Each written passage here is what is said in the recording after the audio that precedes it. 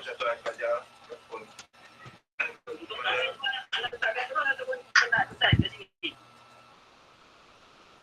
Lagi cepat lagi bagus lah. Kalau ada tadi dah. Lagi cepat lagi bagus lah. Lah. Memang kita nak cepat sebenarnya. Waktu ni petition tu. Apa sangat? Dia tak terhabis sangat. Kau tak sangat. Asyik tak terhabis kita buat. Online je. Kita tak belajar pun. Saya tak terlibat dengan masyarakat pun.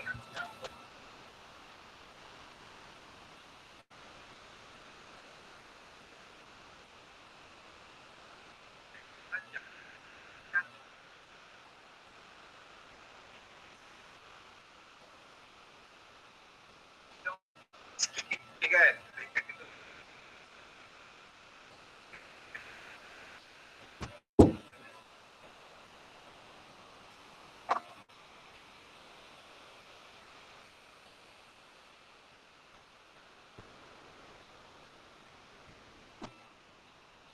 Okey.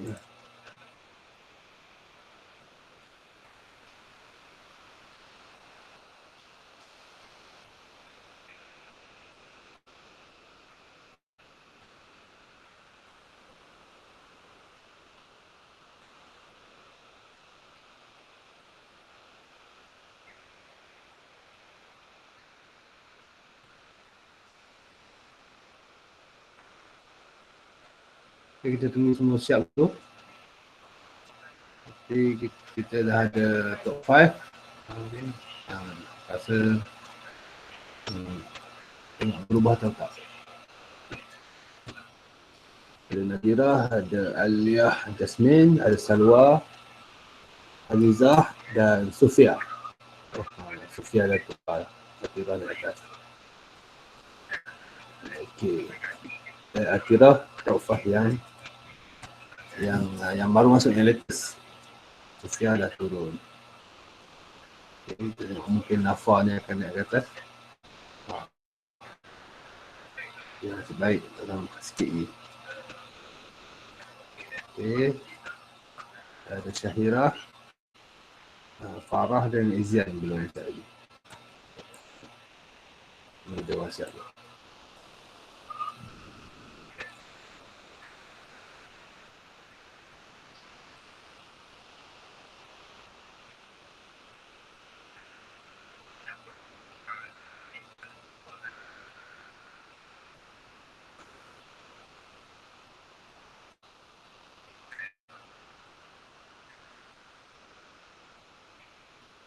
Okay, 19.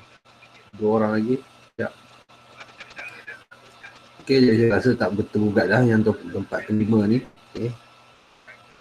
Jadi kita ada Atirah, Azizah, Salwa, ada Jasmine dan Nadira sebagai top 5 kita pada quiz yang kelima. Kita ni.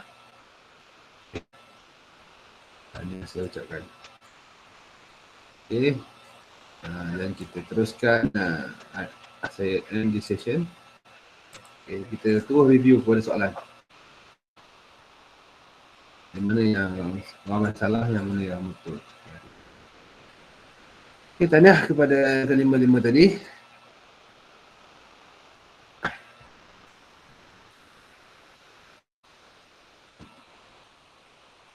Okay, dia punya accuracy 68% sahaja. Tapi sekarang dia atas at least dia atas daripada 50%. 60%. Okay lah, lebih daripada 60%. Maknanya satu kelas ni accuracy dia 68%. Baik, untuk soalan yang betul lah, hanya 2 orang yang betul semua. Okay, yang soalan yang ketiga keluar ada salah dan satu yang di bawah. Baik. Kemudian kita review soalan. Okay, kita review soalan. Apakah definisi metafizik? Ada masuk. Review soalan. Apakah definisi metafizik dari segi istilah? Okay, ini ramai yang betul ke 16 orang betul. Hanya 4 orang saja yang salah. Okay. Satu yang melampaui batasan fizikal. Itu definisi metafizik istilah. Teori metafizik termasuk yang tersebut kecuali sosialisme lah. Sosialisme bukan teori metafizik. Yang lain adalah teori metafizik, materialism dan teologi. Kemudian falsafah agama menurut Taylor and Fraser adalah agama dan animisme adalah gerakan intelektual semata. Ramai jawab A. Bersepadu dengan perkara kecil itu perkara dibezakan dan dilarang. Ini adalah falsafah agama menurut Taylor and Fraser. Kemudian berdasarkan titik ilmu ada tiga titik ilmu mengikut Arabi dan Asy'arani. Kemudian apakah ilmu al-asrar pada pandangan Ibn Arabi dan Asy'arani? Ilmu asrar adalah ilmu yang rahsia. Asrar, bila kita kata asrar dia punya kata plural kepada sir, itu rahsia. Itu ilmu rahsia lah. Kemudian salah satu yang bukan cabang metafizik utama adalah paralelisme lah. Ini bukan cabang metafizik. Ini metafizik, determinism dan idealism adalah cabang metafizik. Kemudian definisi realism. Definisi realism adalah doktrin yang menyatakan alam ini wujud secara nyata dan objektif. Itu real. Realism yang betul. Kemudian konsep insan menurut Islam adalah makhluk yang istimewa. Sains menggantikan metafizik merujuk kepada saintisme. Ini yang menggantikan metafizik. Kemudian pendapat Marx tentang agama adalah berikut kecuali objektif hidup. Dia tentang agama sebagai ilusi, tujuan untuk memberi alasan, sebagai dalih, bukan sebagai objektif hidup. Itu pandangan Marx. Itu tentang agama. Pahaman komunisme lah. Okey, baik. Itu untuk kuis pada hari ini. Kita tanya kepada teman-teman. Okey, pada minggu ni dah kita habis topik yang ke-5. Okey. Kamu dah buat tugasan review video. Jadi saya harap kamu fahamlah tentang apa yang dimasukkan tentang bab metafizik ni. Okey, dia punya pecahan dia. Okay, walaupun dia agak rumit, tapi kalau tak dapat banyak pun, dapat sikit pun, jadilah. Baik. Okey, nanti kita akan buat untuk topik yang ke-6 pula. Okay, nanti kita buat topik ke-6 tu.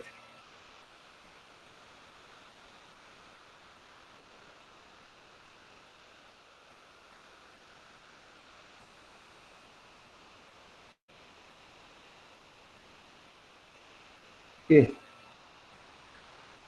Ini nanti kita buat soalan 6 pula. Baik. Tak apa.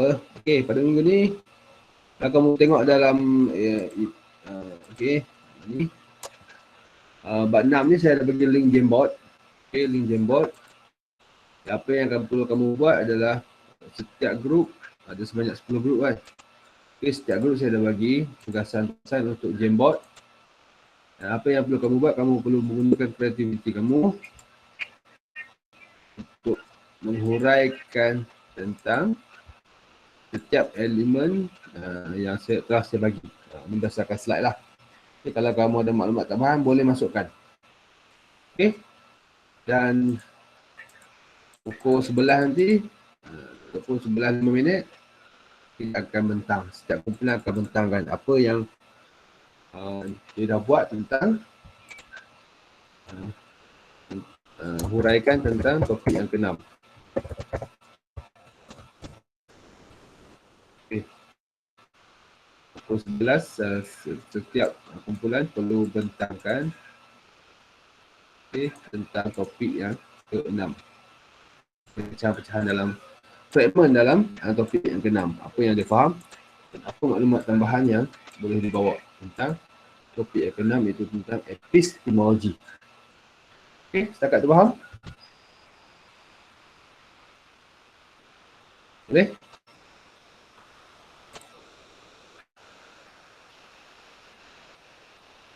Saya belum bagi kajian lagi. Sekejap lagi saya bagi.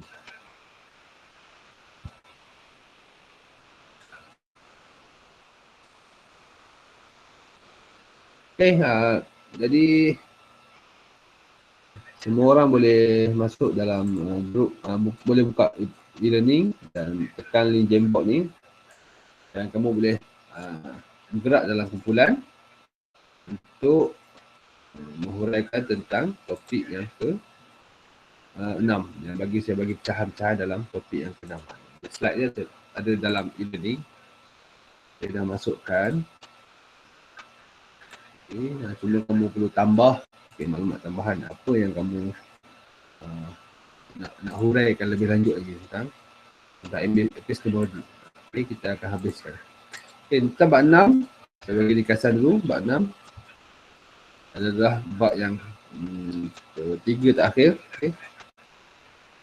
Belum, ni kita ada bab 7 dan bab 8. Lepas tu kita settle tentang kuliah. Okay, hari ni bab kandungan bab 6 dia ada epistemologi, dia punya konsep perkembangan kesan terhadap hidup, dia ada kaedah dan sumber perolehan ilmu, dia ada teori perkembangan ilmu, epistemologi untuk perkembangan hidup, dan kemudian senario dan kajian kes.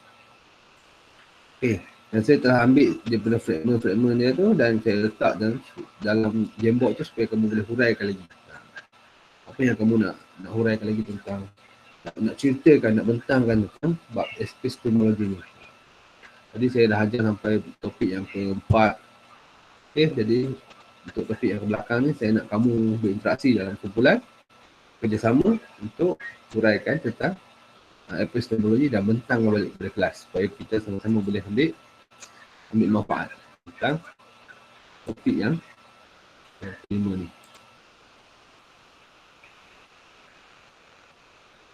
Okay. Baik. Okay, kamu boleh buka sekarang.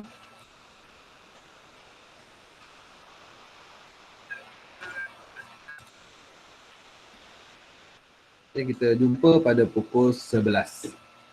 Okay, jangan keluar. Kalau nak keluar pun masuk nanti. Nanti kita jumpa pada pukul 11 dan kamu bentangkan terus pada pukul 11 nanti.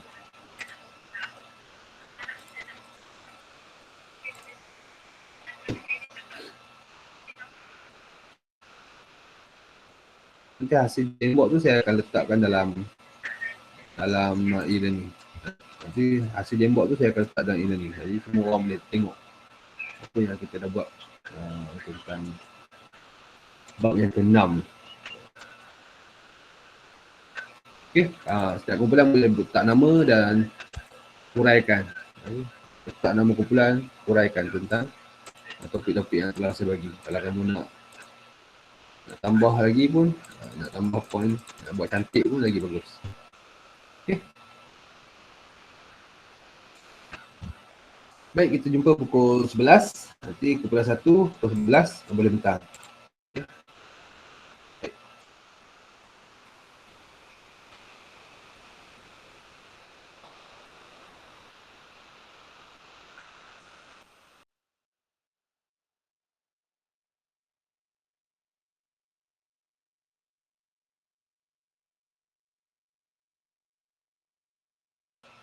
Okay, sambil-sambil buat tu boleh scan kehadiran dan kita jumpa pada pukul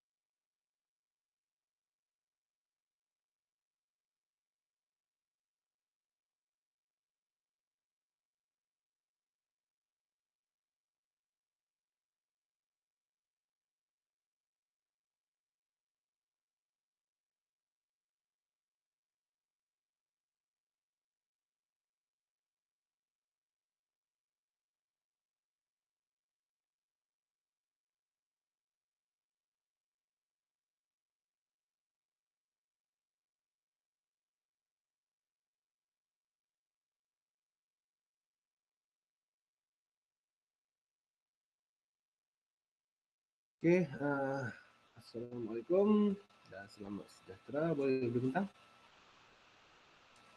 Dah siap kan guru satu?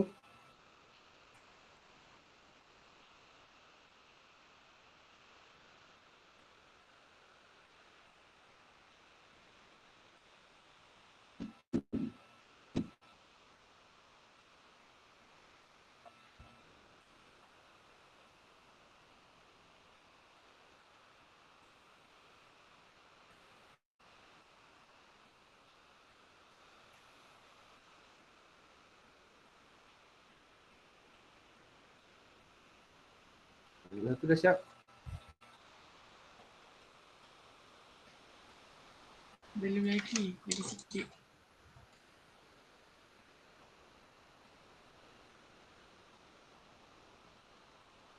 Tengok guru mana yang dah siap.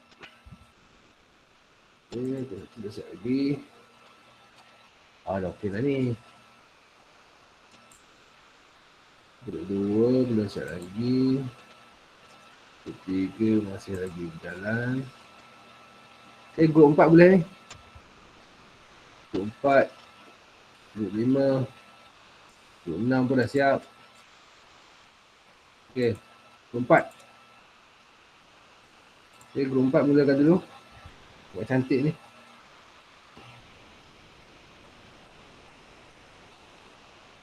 Silakan.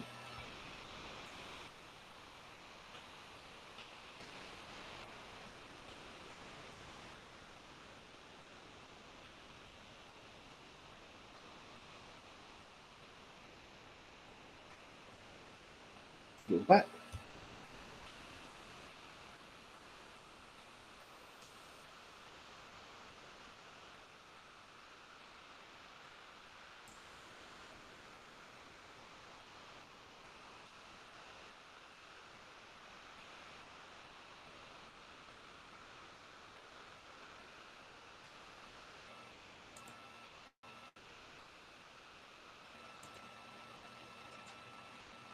Okey, guru empat. Okey, boleh berbintang.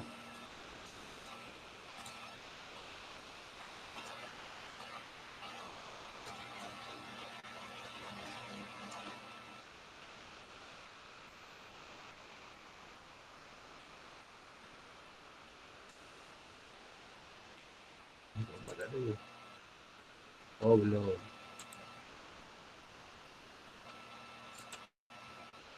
Guru lima.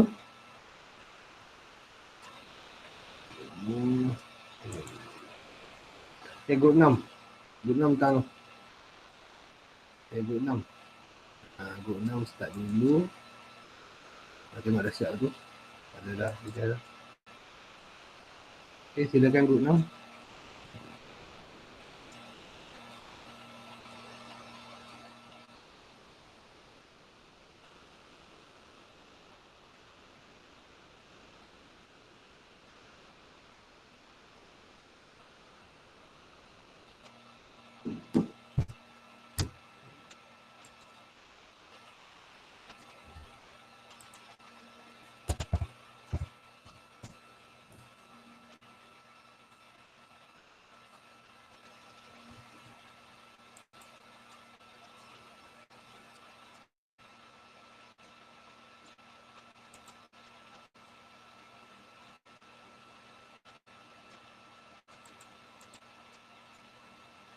Guru enam tak sedia lagi.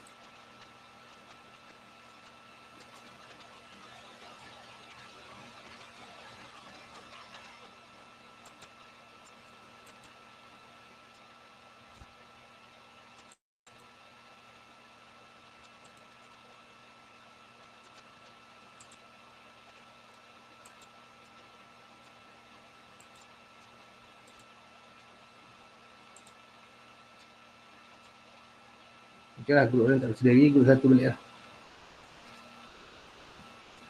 Okey, guru satu. Bentang, sila bentang. Sekarang.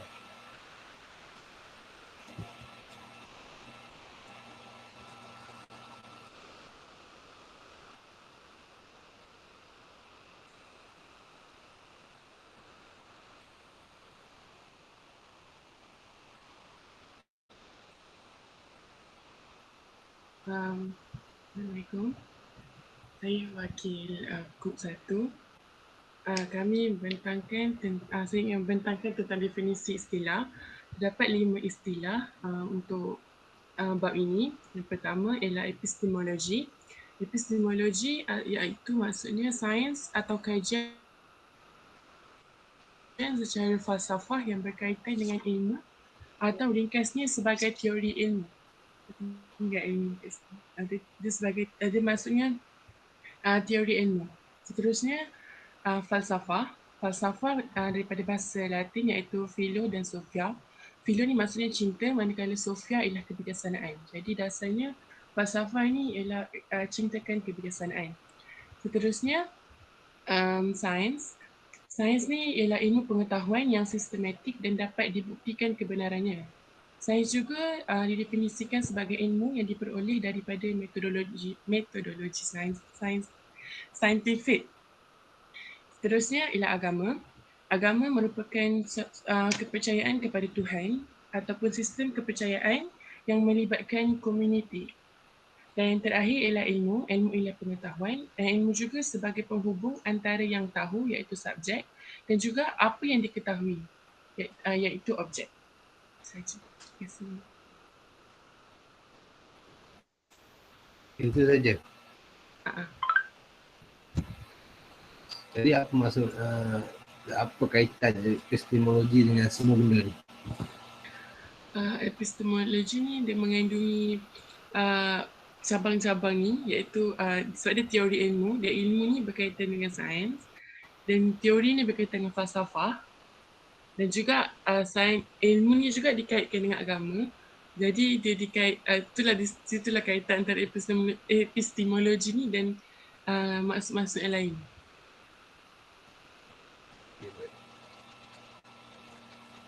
Boleh diterima. Okay, baik. Nanti lengkap kan, nanti saya akan download sebagai PDF masuk dalam grup, masuk dalam ni. Okey. Terima kasih. Nombor 1, nombor 2.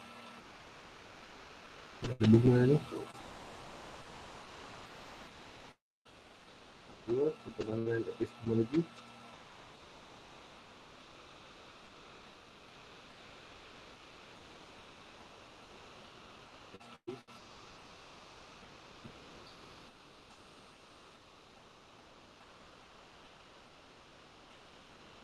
Bulan 2, boleh?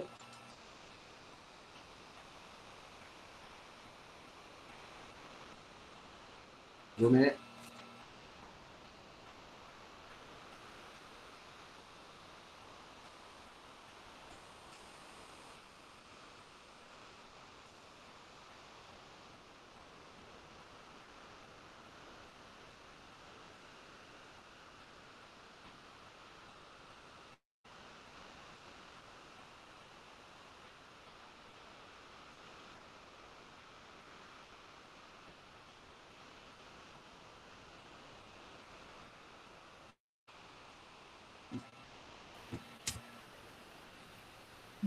So, boleh mula? Boleh. Okay.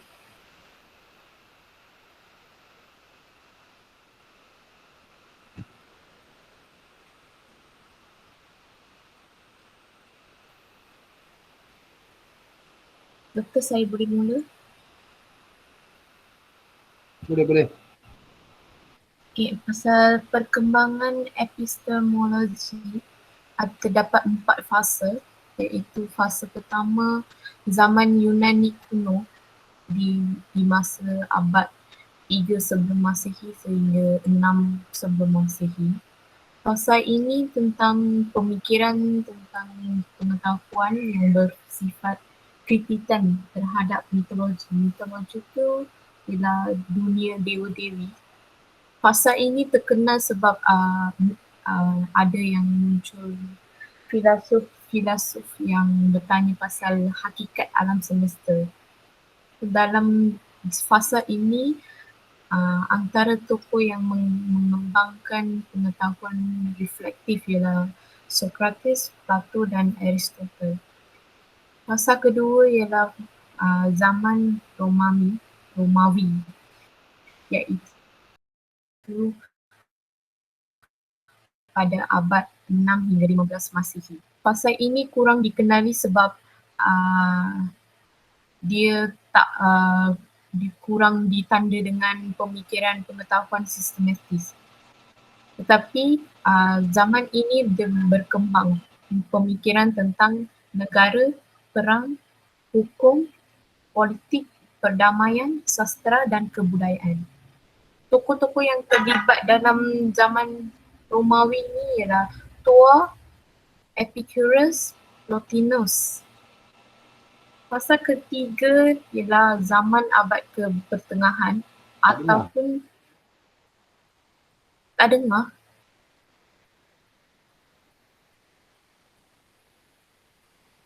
Saya dengar kan?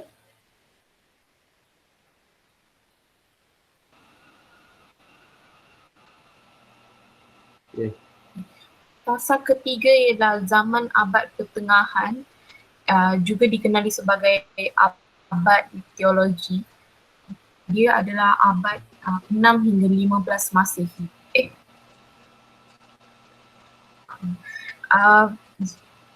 Zaman ini adalah mengenai pertemuan pengetahuan supernatural dengan pengetahuan rational natural intellectual.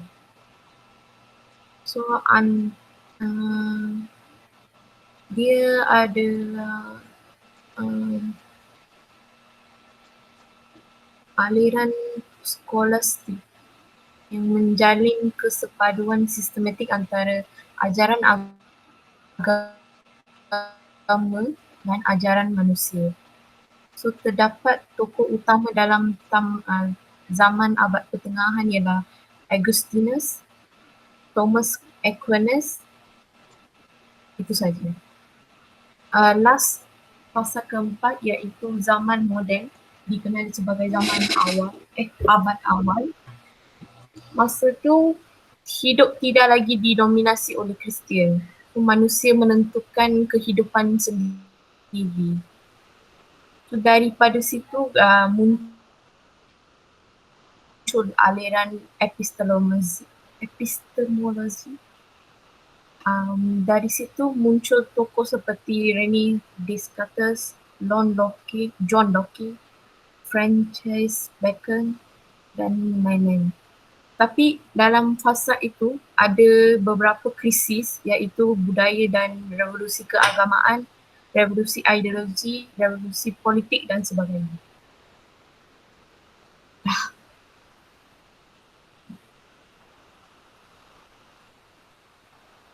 Dah siap? Dah. Okey, baik. Terima kasih. Okay, terima kasih kepada kumpulan 2. Okey, jadi sini dah terangkanlah macam mana nak faham tentang perkembangan epistemologi ataupun teori ilmu ni. Mula daripada Yunani. Yunani tengok tokoh-tokoh biasa dengan Socrates, Plato, Aristotle. Okey, itu biasanya tentang apa? Teori alam, teori awal falsafah. Pengembang falsafah awal. Yunani kuno. Yunani ada dua kan, Yunani asli, yang masa yang zaman di Mediterranean tu, satu lagi Yunani Hellenistik, Yunani yang dah berasimilasi dengan tamadun Mesir dan tamadun Mesopotamia. Itu zaman Yunani tentang ilmu falsafah awal. Kemudian Romawi dia ada kurang sikit, dia ada banyak kepada kenegaraan. Kemudian masuk pada zaman abad pertengahan. Zaman ni zaman tengah bergolak. Zaman yang memilih antara agama ataupun sains. Kemudian satu lagi zaman moden. Zaman moden ni mana muncul pelbagai bentuk aliran. Agama dah tak pegang. Agama Kristian tu tak pegang dah ilmu. Dia dah berpisah. Jadi muncul pelbagai banyak fikiran yang dah revolusi dan dia jadilah pelbagai bentuk evolusi dan revolusi. Itu secara ringkas perkembangan epistemologi. Grup keempat, grup ketiga. 2 minit.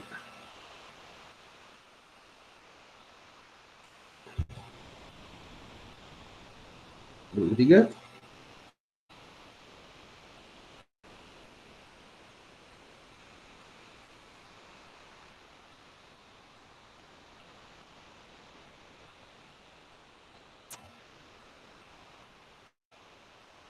Dah cantik dah belon tu. Okay dah, boleh start. Di sini ada squirrel, ada octopus, hamster, cat dan raccoon. Jadi semua ni boleh start lah.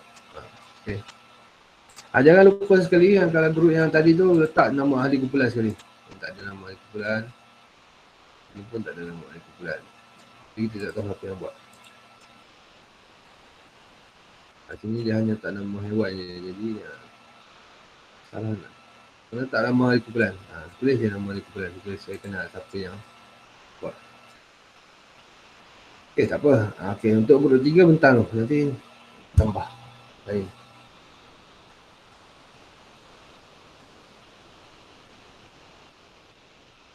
Group ketiga.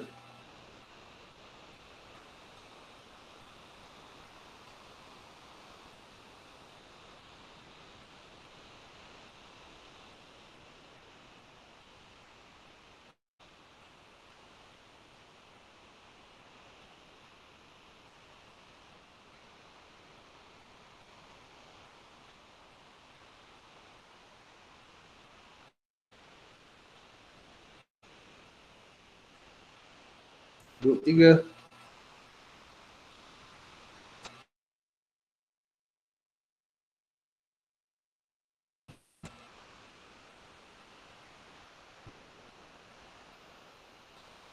Oh, okay. Salah.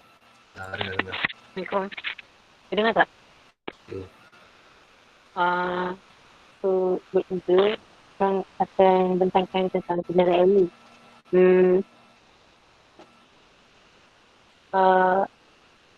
Kebenaran dalam bahagian kebenaran ilmu ni, kebenaran ilmu ni konsep adalah wujud dalam keadaan keselarasan, keserasian dan kegunaan suatu perkara dalam masyarakat dan alam ini serta wujud juga keadaan kewajaran, kesesamaan dan keadilan. Konsep ni dia macam nak cakapnya kebenaran ilmu tu wujud dengan dalam keadaan yang disetujui ramai pihak. Kemudian ada juga tahap pengkonsepsian kebenaran. Macam dalam slide ni, kita ada tahap pengkonsepsian tu. Kebenaran sebagai satu keadaan, kualiti atau sifat yang dikaitkan dengan penegasan kita tentang suatu fakta. Kemudian kebenaran yang merujuk kepada satu keadaan adanya fakta itu dalam alam dan wujud. Sifat dan keadaan wujud dan adanya fakta itu perlu dalam kedudukan yang adil, tak sama, sesuai, wajar dan tepat berdasarkan kriteria kebijaksanaan dan penilaian yang sedap dan mutamat, bukannya yang relatif dan berubah. Maksudnya konsep kebenaran ni dia perlulah dia merupakan satu fakta yang sifatnya adil, tak sama, sesuai, wajar dan tepat berdasarkan kriteria kebijaksanaan. Kemudian terdapat juga persoalan dalam kebenaran ilmu, dan antara persoalannya bagaimana pengaturan hierarki ilmu, bagaimana menjawab persoalan ketanggahan antara semua ilmu, adakah menerima semua ilmu adalah benar atau terpilih, dan ada juga bagaimana memastikan kebenaran suatu ilmu dari sumber tertentu. Dalam kebenaran ilmu terdapat beberapa soalan lah, macam mana kebenaran ilmu tu disusun, macam terdapat hierarki ilmu. Lepas tu ada juga bagaimana kita nak menjawab ketanggahan antara semua ilmu. Lepas tu ada juga bila kita terima satu ilmu tu, macam mana kita nak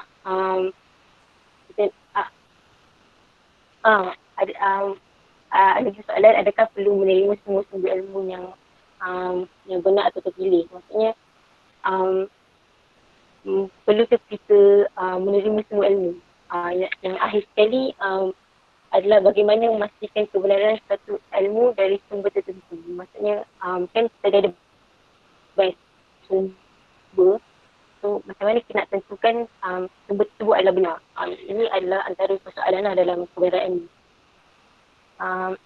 Dan kemudian ada juga tak ada kebenaran ilmu. Dalam slide, dalam nota, kebenaran ilmu tu didefinisikan sebagai keadaan kewajaran dan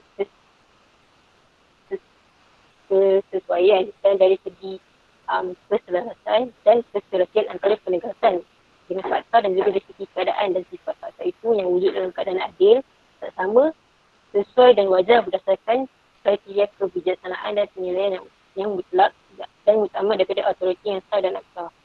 Maksudnya kebenaran tu dia ditentukan oleh satu pihak yang mempunyai autoriti yang sah dan absah, tapi mengikut juga fakta tu perlu mengikut dalam keadaan yang adil, seksama dan sesuai dengan keadaan kebijaksanaan pada waktu tersebut. Kemudian bawah poin kebenaran ilmu ni ada juga teori-teori tentang kebenaran ilmu. Antara teori tu ada teori koresponden, teori koheren dan teori pragmatik. Teori koresponden ni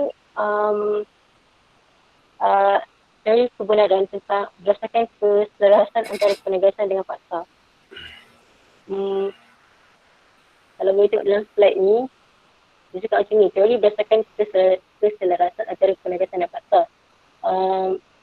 Dia punya penerangan adalah kenyataan benar jika ia selaras dengan fakta. Dan kenyataan yang tidak berkaitan dengan nilai etika dan moral boleh diterima. Maksudnya, kalau kebenaran tu tak ada kaitan dengan nilai etika dan moral, masih boleh terima. Jika kenyataan berkaitan dengan nilai etika dan moral, prinsip keselarasan kebenaran sesuai dipertahankan. Okey, betul. Kemudian kita ada teori koherensi. Teori koherensi ni dia berdasarkan keserasian perkara dalam satu sistem yang telah diterima kebenaran. Kemudian teori koherensi ni kenyataan adalah benar jika bersifat koheren atau konsisten dengan pernyataan sebelum. Perbuatan teori koherensi ni adalah perbuatan serasi dengan keperluan, dengan keadaan masyarakat. Maka perkara tersebut adalah benar. Kalau perbuatan itu serasi dengan keperluan dan keadaan masyarakat, jadi itu adalah satu kebenaran. Yang terakhir kita ada teori pragmatik. Teori pragmatik ni kebenaran tu ditentukan kalau satu benda tu berguna kepada masyarakat. Contohnya macam kepercayaan kepada Tuhan. Kepercayaan kepada Tuhan ni walaupun tak ada bukti empirikal yang boleh walaupun tak ada bukti empirikal tentang kewujudan Tuhan, tapi kalau lagi kebenaran tersebut ada praktis dalam, maksudnya ada kegunaan dalam kehidupan manusia, perkara tersebut dianggap sebagai kebenaran lah. Itu description teori pragmatik. Itu je. Okey, terima kasih kepada grup ketiga. Okey. Walaupun sangkut tapi kita dapat tangkap lah apa yang dia cuba sampaikan. Okay. Dan nanti ta'alamu ada kumpulan. Okey, berkenaan dengan teori kebenaran ni, dia satu seringkasnya dia ada berkaitan dengan ni lah. Kerana kita nak tahu apa satu ilmu tu selaras ada benar ataupun tidak. Okey. Ada banyaklah dia punya pecahan di situ. Okay, antara yang ketiga sini ada bagi correspondent, pragmatik dan coherent. Yang pertama dia perlu selari dengan nilai dan moral. Okay. Kemudian satu lagi dia perlu berguna berdasarkan dan dia serasi dalam sistem yang diterima ramai. Dia paling mudah ni berkaitan dengan apa satu-satu isu tu dia memang difikirkan ataupun dibahaskan ikut dia punya teori-teori yang ada ni. Terutama kita nak tahu benda tu benar ataupun tidak. Ambil contoh satu tentang unsur haiwan.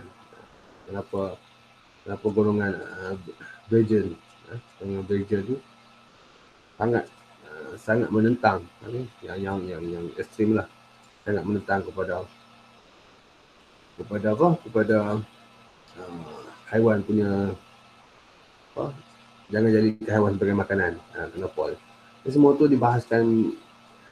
Contoh kita ambil tadi teori korresponden tu, kalau dia berkaitan dengan nilai etika, dia tak boleh diasarahkan kebenaran tu. Walaupun kita makan ayam tu, tapi dia ada berkaitan sampailah tak boleh nak sembelih pun dia orang tak bagi. Contohnya haiwan tu ada emosi, sakit dan sebagainya. Okay. Ada cerita emosi, tumbuhan pun ada emosi dia lah. Okay, kemudian sampai sekarang yang terbaru di Eropah, dia tak bagilah haiwan tu sembelih dalam keadaan sedar. Okay, dia suruh pengsankan dulu, barulah disembelih. Dia nak jaga agar binatang tu dia tak rasa apa-apa. Okay. Tapi dia bagi impak lah kepada halal Islam ni. Kalau orang Muslim dia mana boleh makan haiwan yang tak sedar diri macam tu. Dia haiwan tu perlu bersedia untuk disembelih jadikan makanan. Kalau dia dalam keadaan tak sedar, itu daging tu takkan jadi halal lah. Itu sampai tahap tu sekali dia punya penggunaan pemikiran dalam masyarakat barat ni lah. Macam mana dia nak cari kebenaran tu, dia semua berdasarkan dia punya logik akal. Dia tak padukan kepada wahyu lah. Sebab dia ilmu dan agama ni dia terpisah, dia susah nak merge. Itu yang memberi impak kepada dunia sekarang ni. Siapa yang kuasai sains, dia maju. Siapa yang kuasai agama, dia dikira sebagai orang yang mundur. Itu yang jadi konflik antara ilmu mana yang paling tinggi. Kalau Islam, agama Islam lah. Dia adalah dia punya setiap ilmu tu tinggi, tapi dia ada tahap dia lah. Ilmu mana yang fardu ain, ilmu mana fardu kifayah. Kalau barat, ilmu sains yang menjadi fardu ain, lagi menjadi petanda maju. Dan ilmu agama ni bukan ilmu fardu kifayah, ilmu yang top rock bottom, yang paling bawah sekali. Itu sebab sikit lah huraian tentang kebenaran ataupun satu-satu pemikiran macam mana nak mengetahui status satu-satu ilmu tu. Okey, kemudian grup keempat, epistemologi terhadap kehidupan. Grup keempat,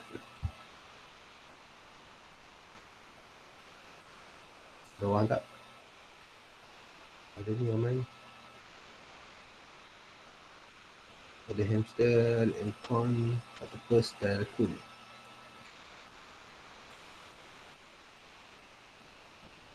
Okay, grup keempat boleh mulakan. Kesan epistemologi terhadap kehidupan.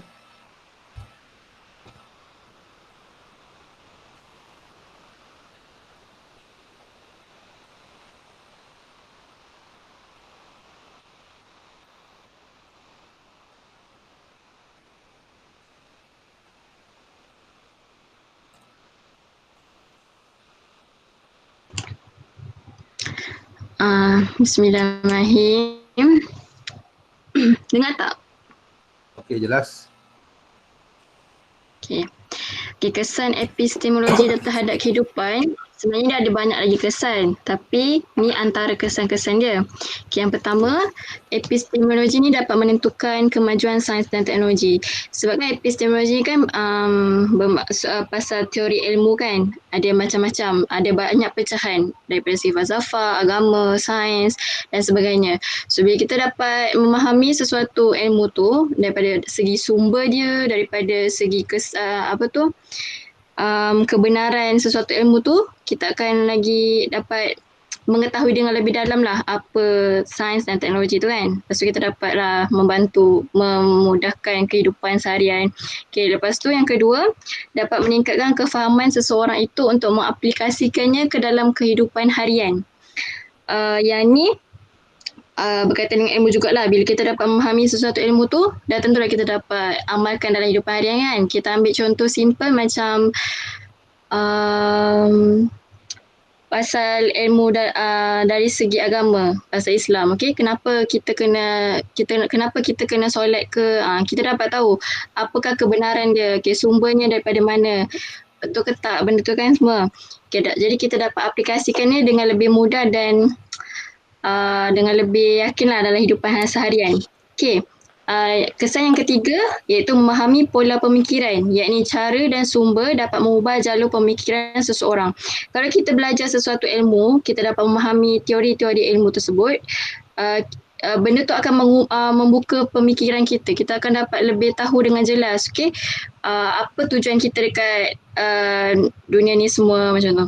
Okay, yang keempat, epistemologi membantu seseorang melihat keperluan dalam bidang masing-masing. Bila kita memahami sesuatu ilmu tu, kita akan dapat macam mana?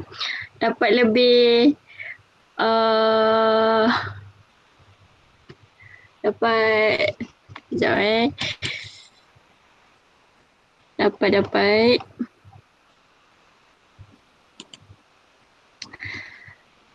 memahami tentang hakikat ilmu yang dapat diaplikasikan. Maksudnya kita dapat membantu orang lain lah, senang cerita kan. Sebab kita masing-masing akan ada bidang yang kita akan ceburi, yang kita minat. So kalau kita fahami sesuatu ilmu tu, kita dapat menggunakan apa yang kita minat dan bidang yang kita ceburi tu untuk memberikan kebaikan kepada orang lain. Macam tu. Itu je. Terima kasih. Okey, satu soalan.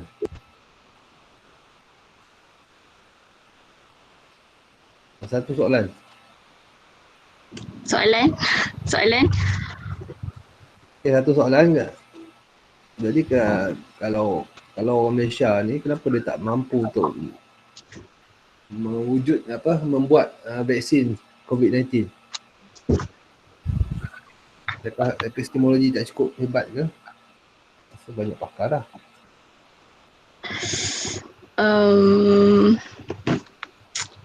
Saya pun kurang pastilah. Bagi pandangan lah.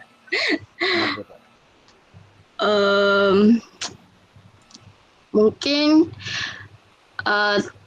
teknologi kita kurang advance daripada yang kat luar sana. So macam kita tak dapat nak belajar lagi mendalam apa yang pasal tu lah vaksin tu.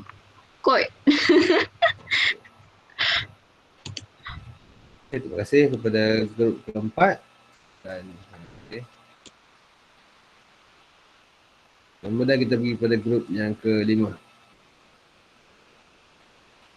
Nanti tak nama kumpulan sekali. Nanti jangan lupa. Okey, grup kelima. Kaedah perolehan ilmu. Hai, Assalamualaikum. Hari ini saya nak bentang tentang kaedah perolehan ilmu yang mempunyai 6 kaedah. Yang pertama, pembuktian secara teori dan empirikal. Pembuktian secara teori dan empirikal ni berdasarkan analisis dan ujian terhadap data yang diperolehi. Maksudnya kita kena ada bukti tertentu. Contohnya melalui eksperimen untuk untuk dapat hipotesis tu, sama ada hipotesis tu boleh diguna ataupun tak. Empirikal ni bermaksud maklumat yang boleh didapat melalui pengalaman, pemerhatian dan eksperimen. Yang kedua, panca indera.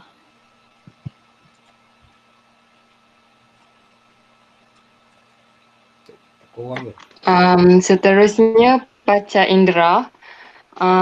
Perolehan ilmu melalui panca indera ni diperolehi melalui pengalaman peribadi yang wujud dengan adanya sentuhan antara manusia dengan dunia luar. Tingkat panca indera ada 5, iaitu penglihatan, pendengaran, sentuhan, rasa dan bau. Tetapi panca indera ni dia mempunyai keupayaan yang terbatas dan terdedah kepada kesilapan. Seterusnya ilham.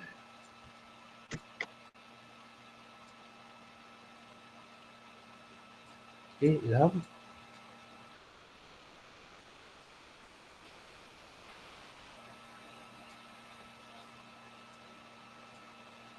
Ilham. Okey, seterusnya ilham. Ilham ni menurut Imam Al-Ghazali berupa cahaya yang datang kepada nurani, bersih dan lembut. Ia adalah ilmu yang didapati tanpa jalan mengkaji dan mencari dalil. Ilham ni juga disebut sebagai intuisi, kasyaf ataupun ilmu laduni. Intuisi ni dia macam pengetahuan yang diperoleh tanpa melalui proses pemikiran.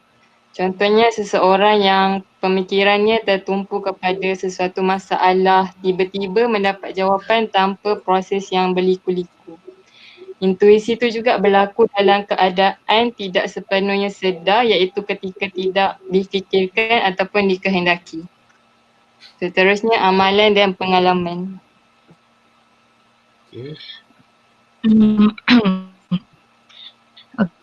Okey, kaedah untuk mendamu seterusnya adalah dengan cara dengan cara amalan dan pengalaman. So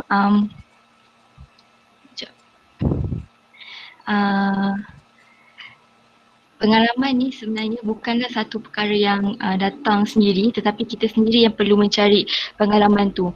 So dengan cara macam contoh mendengar pengalaman atau mencari pengalaman, join activity kan, benda tu akan dapat pengalaman tu sendiri. So benda ni kita perlu lakukan sendiri.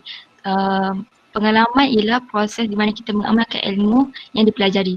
So sekiranya kalau kita dapat mengamalkan ilmu tersebut, kita hanya akan mengetahui teori sesuatu perkara tapi tidak mengetahui realiti yang sebenarnya. Mengamalkan suatu ilmu itu akan membolehkan kita lebih memahami apa yang kita pelajari. Walaupun macam ilmu tu sama, tapi bila kita amalkan untuk satu tempoh yang lama, ilmu yang sama akan memberikan pengalaman dan pemahaman yang berbeza. Seterusnya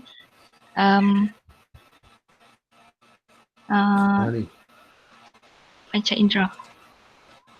Panca indera dah. Dah. Okey, ini ialah akan rohani. Okey.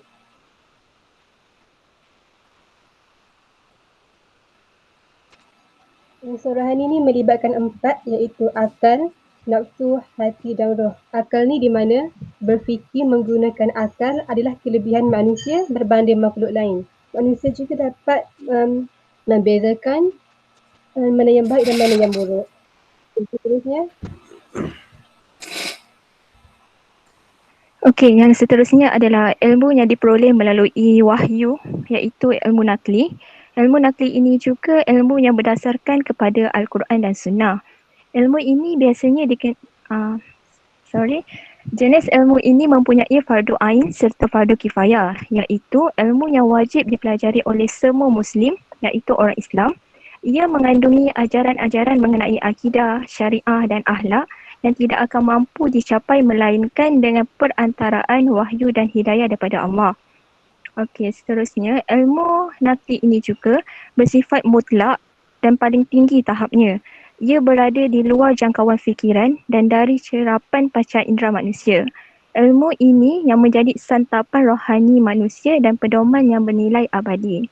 Okey, ilmu nakli ini boleh memimpin manusia ke tahap mengenal Tuhan dengan sebenar-benar pengenalan melalui tanda-tanda kewujudan ciptaan Allah yang menggambarkan kekuasaannya. Secara ringkas, ilmu inilah yang membawa manusia mengenal Al-Quran dan As-Sunnah.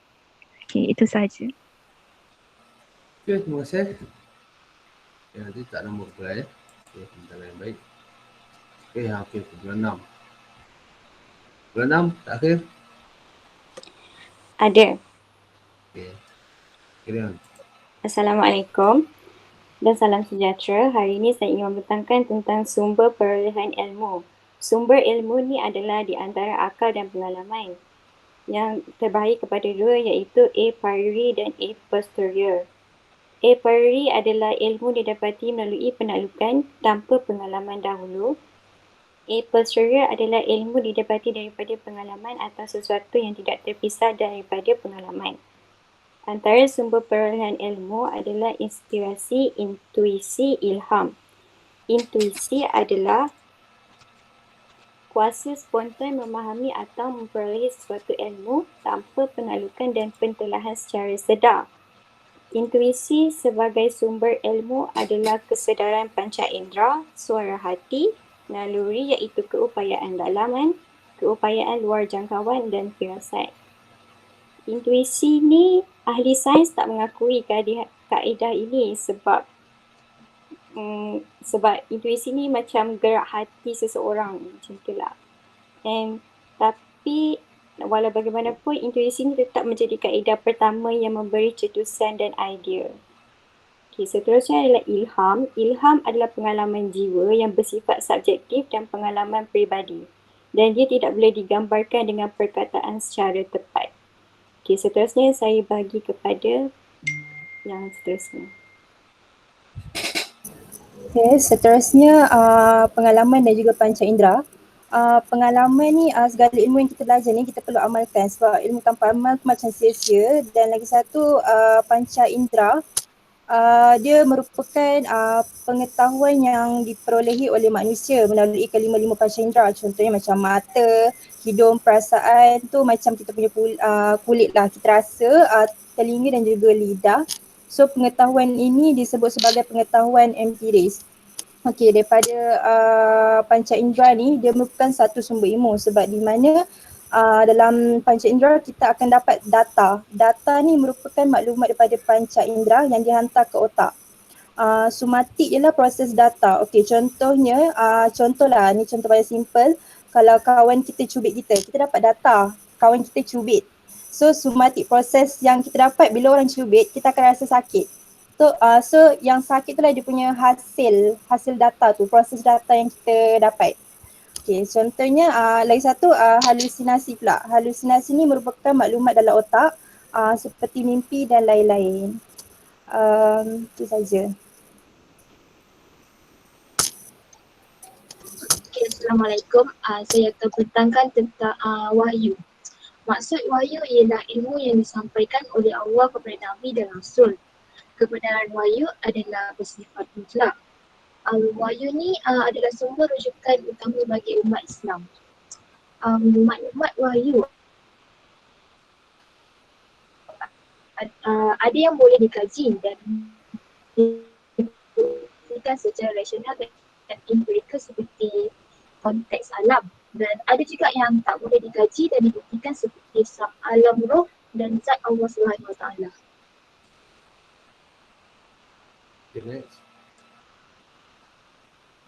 Okey, seterusnya saya akan membentangkan mengenai rasional. Rasional ini berasal daripada akal. Akal iaitu merupakan perkaitan antara perkataan dan juga idea. Namun akal ni dia dapat diperoleh daripada yang pertama pengalaman panca indera, iaitu bagaimana sesuatu tu hadir ataupun maklumat dari luar tu yang mencetuskan akal. Yang seterusnya ialah melalui kombinasi antara maklumat dan juga konsep yang merupakan asas kepada metod saintifik. Metod saintifik pula merupakan kombinasi antara maklumat dan juga akal yang merupakan sumber ilmu yang terbaik menurut pandangan Eropah. Namun antara akal dan ilham ni dia ada bezanya. Yang pertama, akal ni adalah melalui kaedah induktif dan juga diduktif yang mana kita boleh nampak benda tu. Kalau ilham ni adalah melalui pengalaman jiwa dan tidak boleh digambarkan dengan perkataan secara tepat. Seterusnya, akal ialah bercorak objektif dan dapat disaksikan oleh orang ramai, manakala ilham ini bersifat subjektif dan pengalaman peribadi seseorang tersebut sahaja. Okay. Next.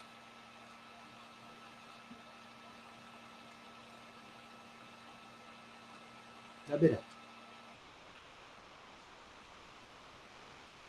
Dah habis dah. Itu saja. Terima kasih. Local wisdom belum dah? Dah. Dah habis. Local wisdom dah? Ha? Local wisdom. Apa tu? Ini yang ni. Local wisdom. Dah tadi. Ada macam belum?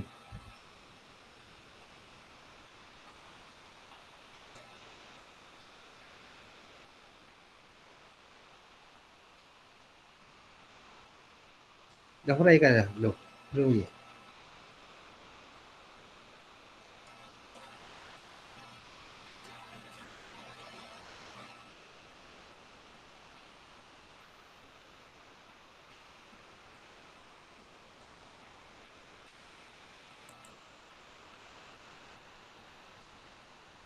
Okay, local wisdom. Last.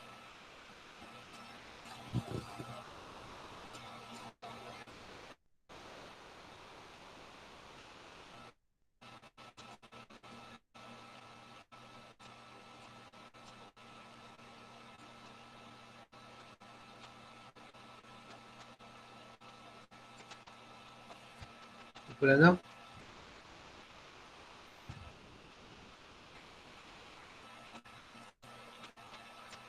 Okay.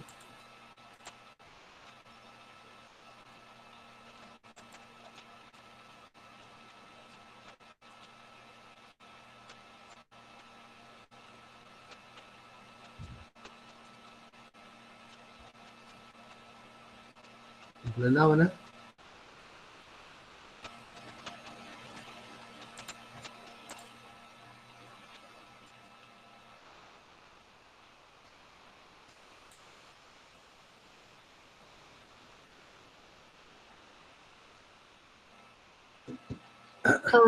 Kearifan tempatan. Konsep kearifan tempatan ialah ada satu terma ilmu yang dibentuk bagi menjelaskan satu keadaan, budaya dan ilmu bagi sesuatu kawasan ataupun masyarakat. Dari sudut etimologi, kearifan tempatan mengandungi dua perkataan iaitu kearifan yang ini wisdom dan tempatan yang ini lokal. Secara prinsipnya, setiap perkataan tersebut perlu difahami untuk mendapat penjelasan makna umum kearifan tempatan. Tempatan bererti lingkungan kawasan dan serantau, manakala kearifan adalah seperti dengan khemah. Kearifan adalah diterjemahkan sebagai wisdom dalam bahasa Inggeris, menurut Akaf wisdom terletak di tingkat teratas dalam piramid pengetahuan, yang ini knowledge pyramid. Wisdom terletak di atas sekali menurut dan seterusnya ialah understanding, knowledge, information and last ialah data. Dah.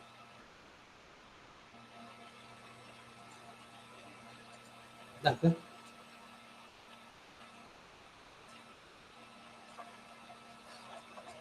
Okay, bulan 6. Dah ke?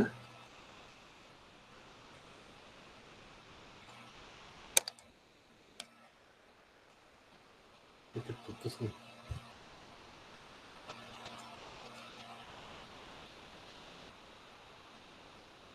Dah. Okey. Satu soalan. Apa contoh ilmu yang diperoleh daripada local wisdom?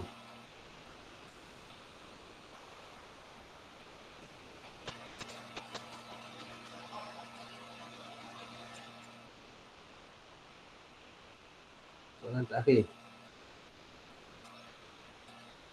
Untuk bulan 6, apa contoh ilmu yang terdapat daripada local wisdom, daripada kearifan tempatan?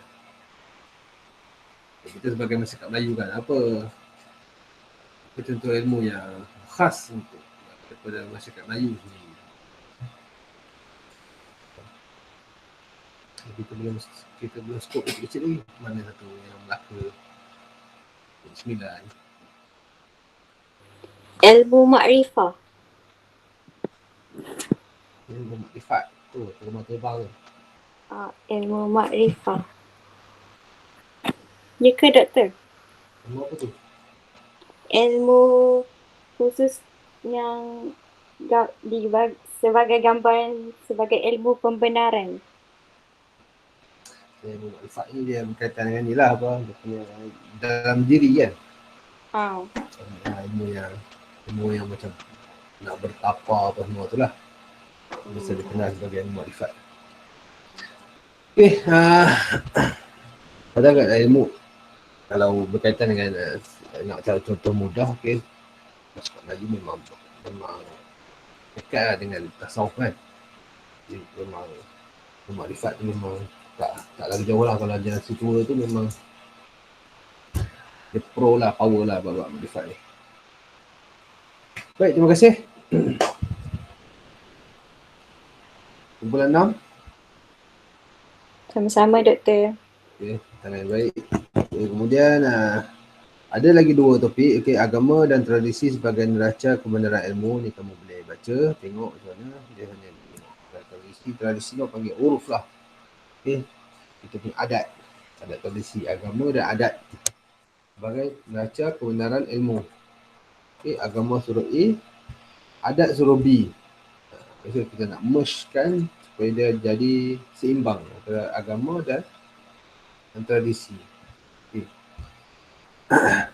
Tradisi boleh diselarikan dengan agama. Agama tak ikut tradisi. Tradisi tu yang kena ikut agama. So, macam mana kita nak hubungkan tradisi yang tak kenal agama supaya kenal dengan agama. Okay.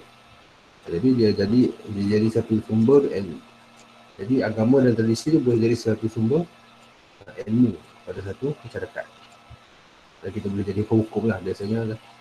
Dan kalau dalam Islam, agama ni ada Quran hadis lah, boleh hukum. Kalau tradisi ni boleh juga jadi sebagai sumber hukum. Dia panggil al-adah, al-muhakkamah. Adat tu boleh jadi sebagai sumber hukum. Uruf, orang panggil uruf. Biasa orang dengan uruf sebagai salah satu sumber hukum. Adat kebiasaan masyarakat macam mana. Okay, adakah kita ada kebiasaan masyarakat macam mana? Adakah kita biasa makan makanan cacing? Jadi tak boleh lah. Cacing tu satu benda haiwan jijik kan. Tak boleh kita nak makan benda tu, makan tupai. Itu semua merujuk kepada adat kebiasaan masyarakat. Mana satu yang benda yang baik bagi mereka, mana satu benda yang buruk bagi mereka. Okay. Kadang-kadang di tempat kita benda tu buruk. Okay. Di tempat orang lain, macam dog. Kita makan dog kan. Dia bawa pada pasir. Di tempat benda tu buruk lah. Okay. Tak biasa makan lah. Satu tempat orang biasa makan. Jadi dia ikutlah tempat yang biasa makan tu. Dia walaupun dia tak biasa, orang satu tempat tu tak biasa makan, tapi dia tak menafikan hukum benda tu boleh dia makan. Cuma adat kebiasaan dia tidak dimakan benda tu. Macam gajah, kita tak makan gajah. Tapi Afrika makan gajah. Dan gajah halal makan di sana. Tapi kita tak makan lah. Kita makan gajah, habislah gajah kat negara kita ni. Ni dah pupus. Okay, kemudian epistemologi sebagai pemacu penjanaan ilmu. Ni kamu boleh baca juga. Okay. Macam mana epistemologi dia punya teori-teori ilmu ni menjanakan jadi pemacu pada kemajuan sains dan teknologi masa kini. Okay, jadi minggu depan kita akan buat test. Kita buat test. Kita akan buat quiz sebelum kita akan masuk pada minggu depan kita akan buat quiz untuk buat topik yang ke-6 dan kita akan masuk kepada topik yang ke-7. Jadi 2 minggu lagi kita akan habis semua silibus. Okey, terima kasih atas kehadiran semua. Nanti kamu boleh masukkan nama ahli kumpulan masing-masing. Okey, dan kalau ada ijaz, kalau dah siap, nanti esok saya akan download. Jadi kamu ada masa lagi nak ijaz, Besok saya akan download sebagai PDF dan saya akan masukkan dalam e-learning. Okey. Baik, okay, terima kasih kerana hadir dan esok kita jumpa pada minggu hadapan.